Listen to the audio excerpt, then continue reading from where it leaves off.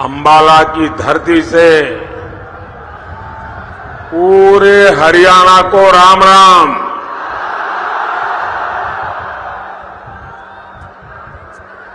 हरियाणा यानी हिम्मत, हरियाणा यानी हौसला, और तभी तो हरियाणा धाकड़ है, धाकड़। और मोदी ने तो कई सालों तक हरियाणा की रोटी खाई है।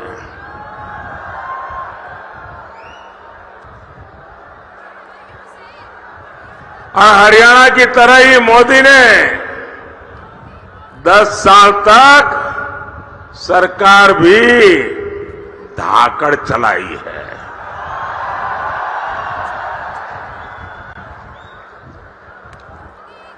आज अंबाला के आसमान में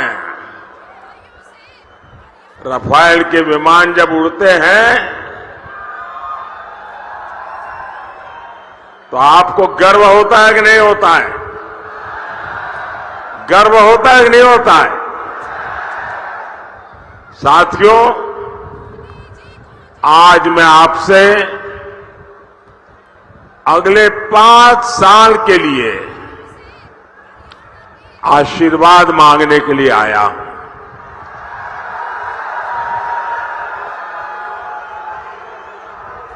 आप इतनी बड़ी संख्या में यहां आए, मैं आपका बहुत बहुत आभारी हूं। आज मेरे बहुत पुराने साथी, संगठन में भी काम किया, सरकार में भी काम किया,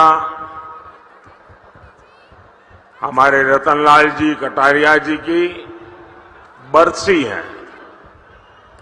मैं उन्हें भी अपनी श्रद्धांजलि देता हूं। भाइयों और बहनों, 4 जून में अब सिर्फ 17 दिन बचे हैं। 4 चरणों के चुनाव में कांग्रेस और इंडी गठबंधन, ये उनके सारे साथी, सारे दल 4 चरण में चारों खाने चित्त हो चुके हैं।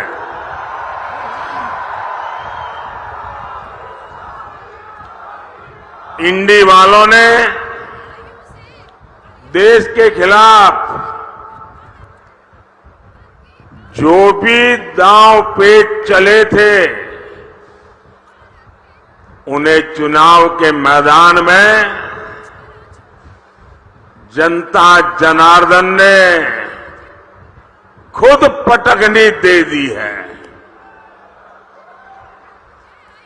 और हरियाणा तो वो राज्य है जिसकी रगों में देशभक्ति है। देश विरोधी ताकतों को हरियाणा अच्छी तरह जानता है, पहचानता है। और इसलिए हरियाणा का गांव-गांव, घर-घर एक ही आवाज में बोल रहा है, फिर एक बार, फिर एक बार, फिर एक बार। साथियों, जब देश में एक धाकड़ सरकार होती है तो दुश्मन भी कुछ करने से पहले 100 बार सोचता है।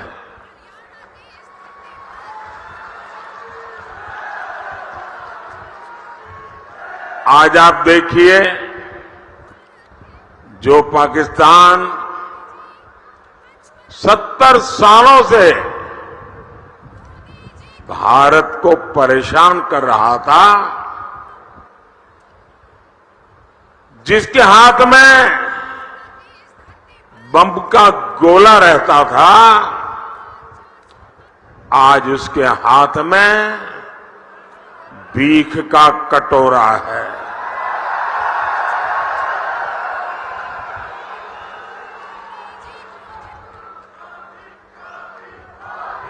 जब धाकड़ सरकार होती है तो ऐसे ही दुश्मन कांपता है। साथियों, क्या कोई कमजोर सरकार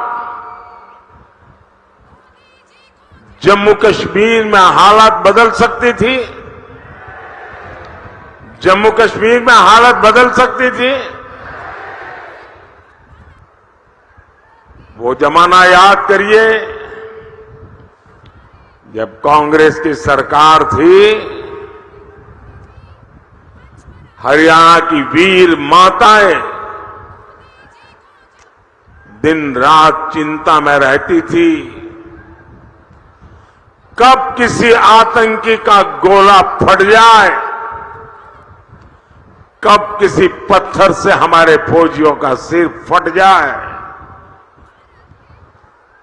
और आज 10 साल हो गए, सब कुछ बंद हो गया कि नहीं हो गया? बंद हुआ कि नहीं हुआ? मोदी की धाकड़ सरकार ने 370 की दीवार गिराई और कश्मीर विकास के रास्ते पर चल पड़ा है।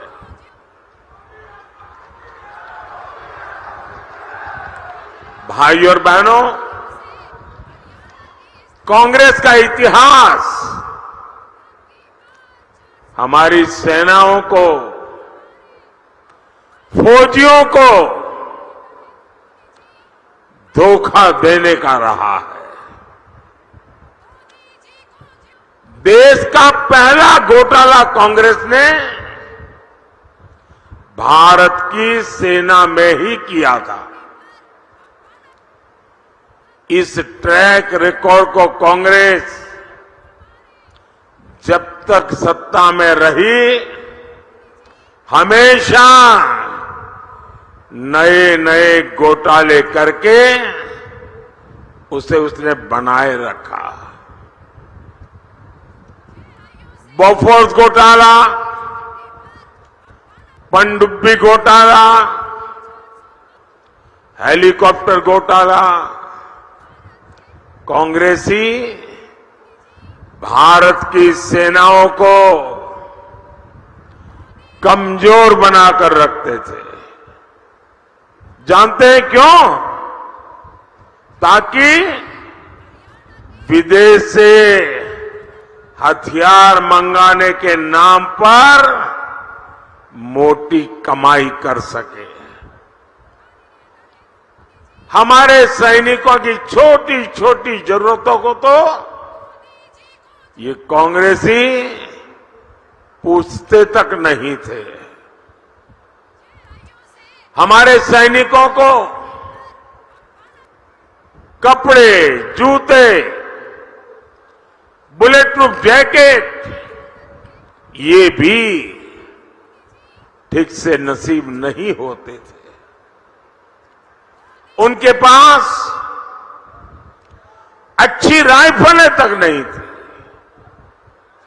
उन्हें लाठी देकर कहा जाता था कि आतंकियों की गोलियों का मुकाबला करो। और जब मोदी सरकार में आया तो उसने कहा अब ये नहीं चलेगा। मैंने भारत की सेनाओं को आत्मनिर्भर बनाने का अभियान शुरू किया। आज सेना को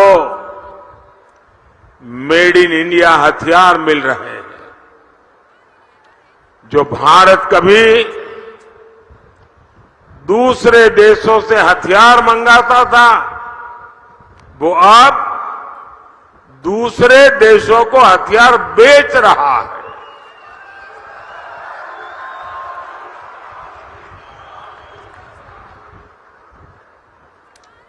साथियों, कांग्रेस ने हमारे पूर्व सैनिकों के साथ भी विश्वासघात किया। 4 दशक तक कांग्रेस पूर्व सैनिकों को 1 रैंक 1 पेंशन के लिए तरसाती रही। और जब 2013 में उनको लगा कि मोदी एक बहुत बड़ी चुनौती बन गया है, तो उन्होंने जाते जाते 1 रैंक 1 पेंशन के लिए 500 करोड़ रुपए का बजट में प्रावधान किया। अब वो 500 करोड़ का कागज लेकर के इस शहजादे हरियाणा में पूर्व सैनिकों के सम्मेलन करते थे, पंजाब में जाते थे, हिमाचल में जाते थे और भ्रम फैलाने का काम करते थे कि देखिए हमने ओआरओपी कर दिया, 1 रैंक 1 पेंशन कर दिया। इनकी झूठ बोलने की इतनी हिम्मत है, इनकी झूठ बोलने की इतनी आदत है, बड़े बड़े पत्रकार भी भ्रम में रहते हैं। ऐसा शानदार झूठ बोलते हैं लोग। भाइयों बहनों, जब आपने मुझे सेवा का अवसर दिया, मोदी ने डंके की चोट पर 1 रैंक 1 पेंशन का वायदा पूरा किया।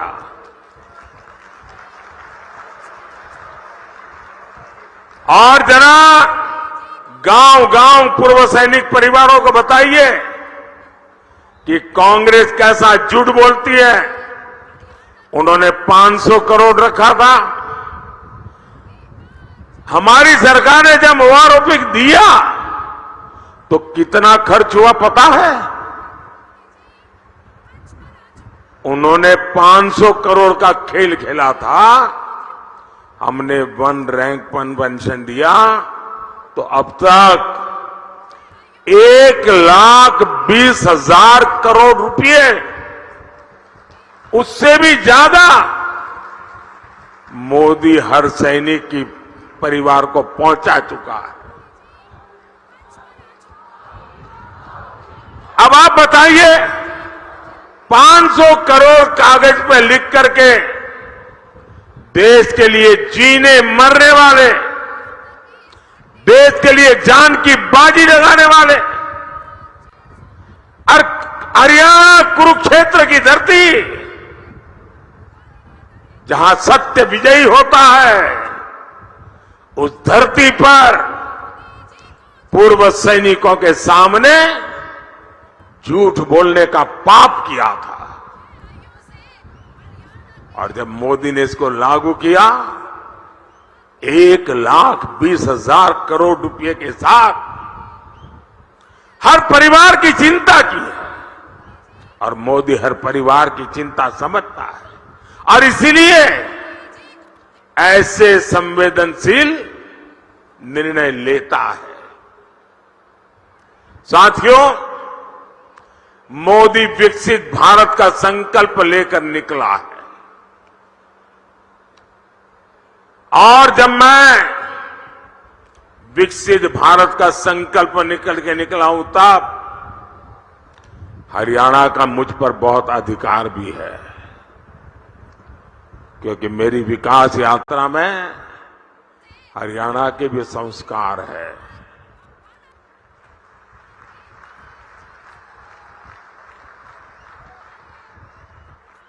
मैं आज आपको गारंटी देता हूं,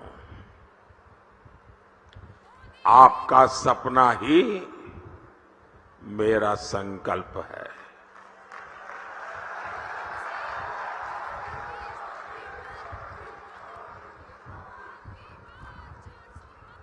पल पल आपके नाम, पल पल देश के नाम, 24/7 फॉर 2047।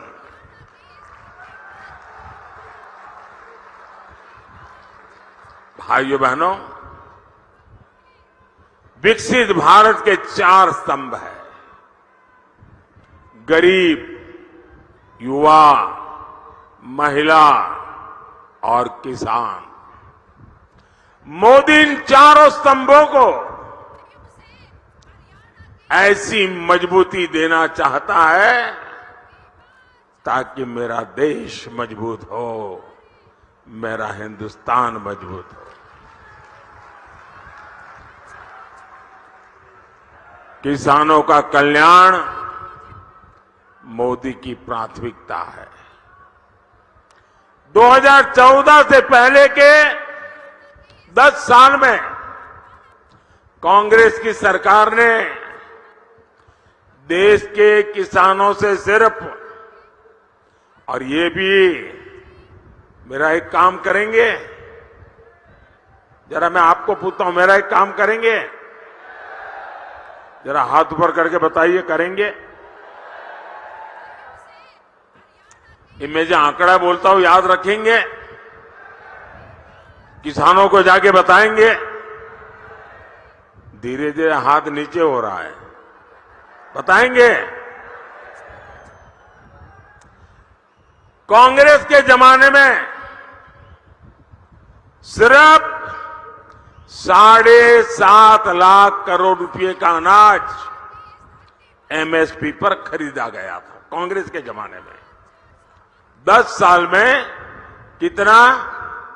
7.5 लाख करोड़ का एमएसपी पर अनाज खरीदा गया था। ये किसानों के नाम पर राजनीति करते हैं ना। 10 साल में 7.5 लाख करोड़। और मोदी ने क्या किया? 10 साल में 20 लाख करोड़ रुपए का एमएसपी में हमने किसानों से अनाज खरीदा है। यानी 3 गुना अनाज एमएसपी पर खरीदा गया है। और पहले तो पैसा मिलने में भी कई महीने लगते थे। अब पैसा सीधे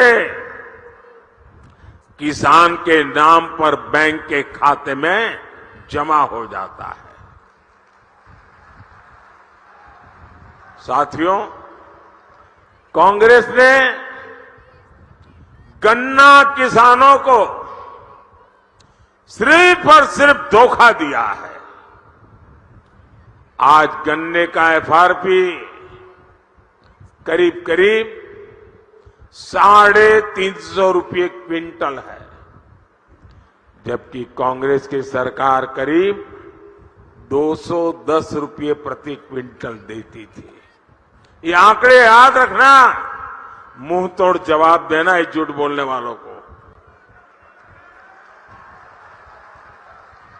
2014 में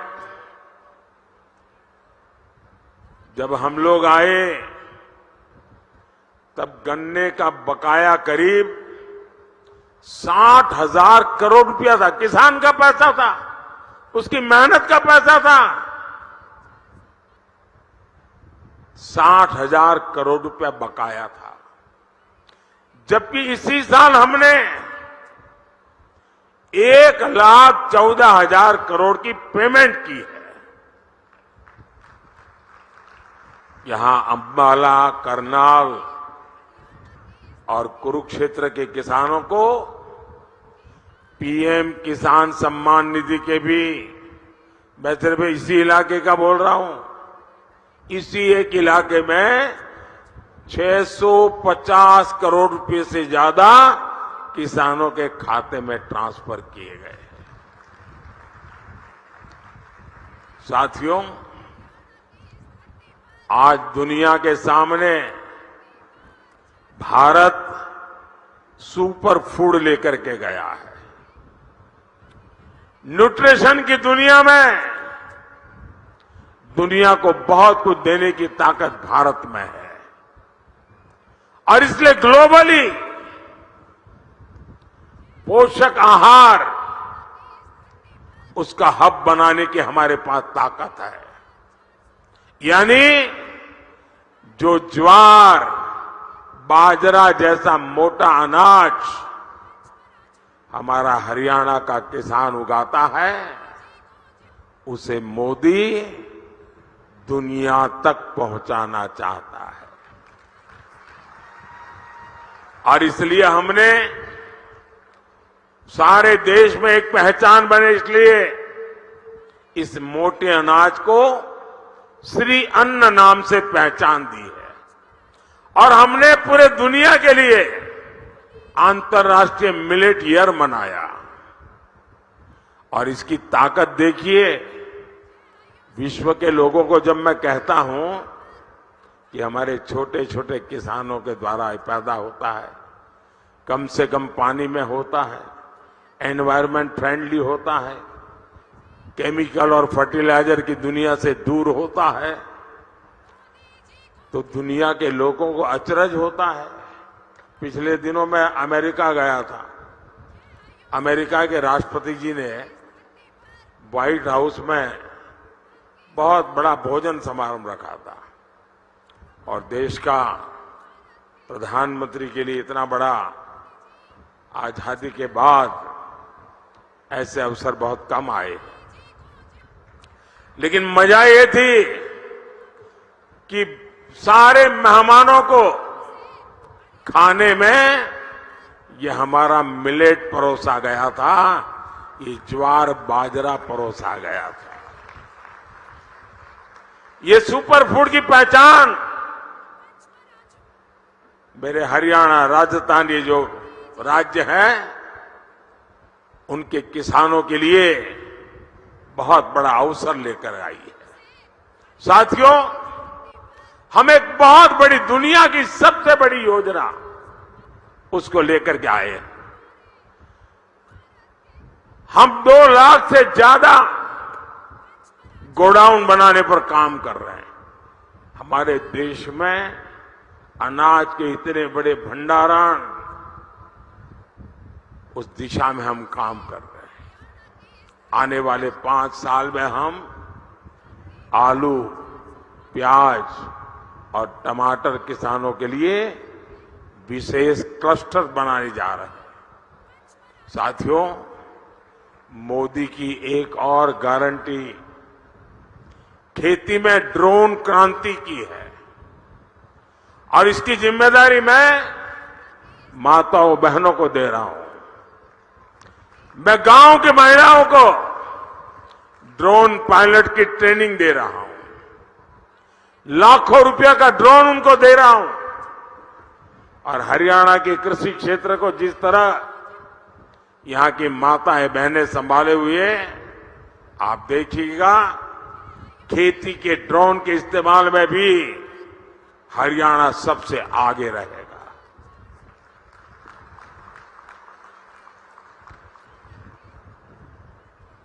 साथियों, खेलों की दुनिया में आज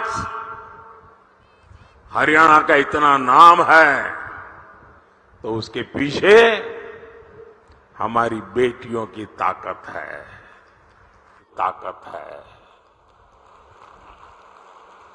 और मोदी ने बेटियों के लिए बोल दिए है। अभी एनडीए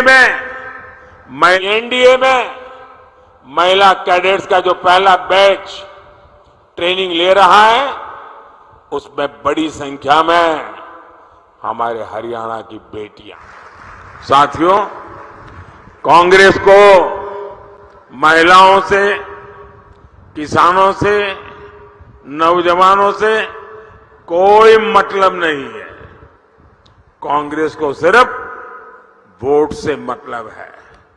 अब बताइए, दिल्ली और हरियाणा में हाथ में झाड़ू लेकर घूम रहे हैं और पंजाब में कह रहे हैं झाड़ू वाला चोर है। अब इन्होंने हरियाणा वालों को समझ क्या रखा है? भाइयों बहनों, इनके लिए वोट बैंक ही सब कुछ है। अब कांग्रेस के लोग कहते हैं कि एससी, एसटी, ओबीसी का आरक्षण धर्म के आधार पर बांट देंगे। ये दलितों का, पिछड़ों का आरक्षण छीन लेना चाहते हैं। ये लोग अपने वोट बैंक को खुश करने के लिए सिखों और दलितों को नागरिकता देने का भी विरोध कर रहे हैं। कांग्रेस कह रही है कि सत्ता में आए तो सीए कानून को रद्द कर देंगे। साथियों, ये हमारी सरकार है जो अफगानिस्तान के युद्ध क्षेत्र से गुरु ग्रंथ साहब के स्वरूपों को अदब के साथ स्वदेश लेकर के आई है। ये हमारी सरकार है जिसने साहबजादों की याद में वीर बाल दिवस मनाना शुरू किया है। और ऐसे प्रयासों से माता गुजरी जी की इस धरती को जरूर गर्व होता होगा। लेकिन कांग्रेस और एनडीए गठबंधन को ऐसे हर प्रयास से दिक्कत है। भाई और बहनों, कांग्रेस और एनडीए गठबंधन विकास और विरासत दोनों के विरोधी है। 500 साल बाद, इतने लंबे इंतजार के बाद, अविरत संघर्ष के बाद, लाखों बलिदानों के बाद, 500 साल बाद अयोध्या में भव्य राम मंदिर बना है।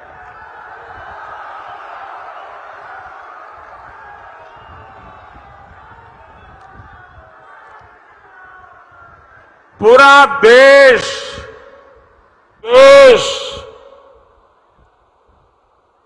राममय हो चुका। पूरा देश राम मंदिर से इतना खुश है, इतना खुश है, जिसे लोग समझ नहीं पाते हैं। लेकिन कांग्रेस और एनडीए गठबंधन के नेता आए दिन मंदिर के लिए अपमानजनक बातें करते हैं। भाई और बहनों, हमारी सरकार अंबाला की दिल्ली से कनेक्टिविटी बढ़ाने के लिए लगातार काम कर रही है। हम यहां के एयरफोर्स बेस को उड़ान योजना से भी जोड़ रहे हैं। बहुत जल्द ही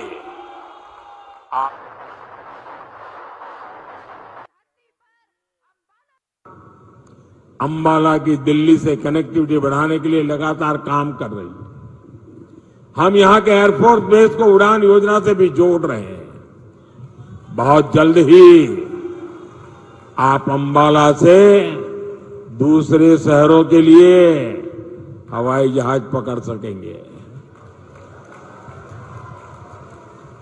पहले मनोहरलाल जी के दरमियान और हम नायब सिंह जी के नेतृत्व में अंबाला उत्तर भारत का एक बड़ा इंडस्ट्रियल हब बन रहा है। इन सब का फायदा यहां के युवाओं को होगा। उनके लिए रोजगार के नए मौके बनेंगे। ये चुनाव भारत को आत्मनिर्भर बनाने के लिए है। ये चुनाव भारत को विकसित बनाने के लिए है। ये चुनाव देश का प्रधानमंत्री कौन हो, किसके हाथों में देश सुपुर्द किया जाए, इसके महत्व वाला चुनाव है। साथियों, 25 मई को आपके यहां चुनाव है और 25 मई को अंबाला से बहन बंटो कटारिया जी हमारी उम्मीदवार है, करनाल से श्री मनोहर लाल जी है और कुरुक्षेत्र से भाई नवीन जिंदल जी। मैं आपसे आशीर्वाद मांगता हूं, भारी वोटों से इनको विजयी बनाइए और इन तीनों को मिला आपका वोट सीधा सीधा मोदी के खाते में जाएगा। और इसलिए ज्यादा से ज्यादा मतदान हो। सुबह 10 बजे से पहले मतदान कैसे बढ़े? पहले मतदान फिर जलपान, ये संकल्प को कैसे घर घर पहुंचाए। ज्यादा से ज्यादा पोलिंग बूथ जीत करके आए और हर परिवार को अपना वोट का अधिकार उपयोग करने के लिए प्रेरित करें। मेरे साथ बोलिए भारत माता की, भारत माता की। बहुत बहुत धन्यवाद।